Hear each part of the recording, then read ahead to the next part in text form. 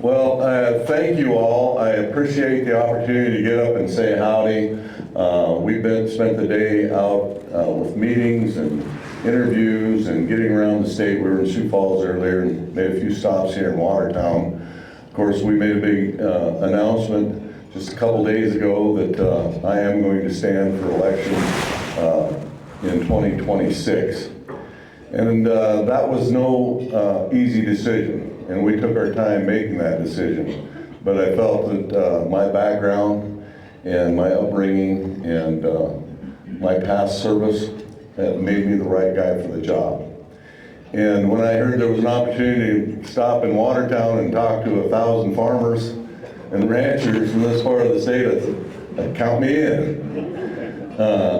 Because obviously I was born and raised on a ranch in western South Dakota, so have a strong grounding in agriculture. One of the first jobs Christy assigned to me was interim secretary of agriculture back when about 2 years into our campaign, and I think that's important. In South Dakota, we know that ag is king, and it's our #1 industry, but I've said many times that that's an understatement, because our ag industry outpaces our #2 industry by like 6 times or 7 times. And I say all that, it also exemplifies the fact that we need to diversify and look at other areas to strengthen in our economy. But it also exemplifies the fact that we need strong representation on the ag front, because even in our legislature, every year there's fewer and fewer representatives of ag districts. And some of the districts that are solid ag are getting people that don't stand up for ag. I just came from a meeting, we were talking about property taxes over at the theater with American for Prosperity. And I talked about the fact that there were people in legislature last year that was saying agriculture is getting a sweetheart deal on property taxes.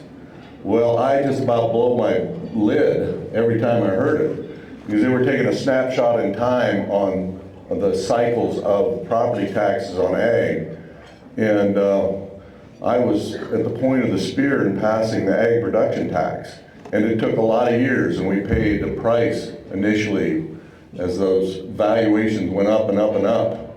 And then they leveled off. Now they've come back down. And it's turning into a very viable, reasonable, supportable system. And the opponents take a snapshot in time at just the last few years when the numbers have been going down. But I say all that to say, I think I'm the right guy for the job. I understand the tax system better than most anyone else because I've had to.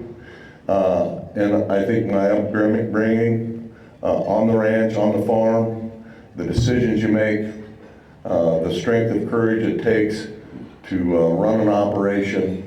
I have one question for you all because I talk about it a lot.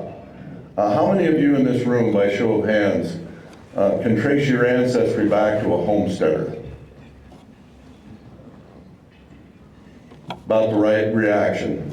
And I say it many times, we take a lot of things for granted in South Dakota. South Dakota is a special place. And I've come to understand that, and I come to believe that it's because of our heritage and our culture. Out in the western part of the state, the country is pockmarked with old homestead sites. They talk about how tough the homesteaders were. Well, most of them weren't. They didn't make it past the first year, and they went back to where they came. It was only the toughest, the strongest, the most resilient that made it, eked out a living in South Dakota as a homesteader, and they became the fabric and the foundation of what this state is made of.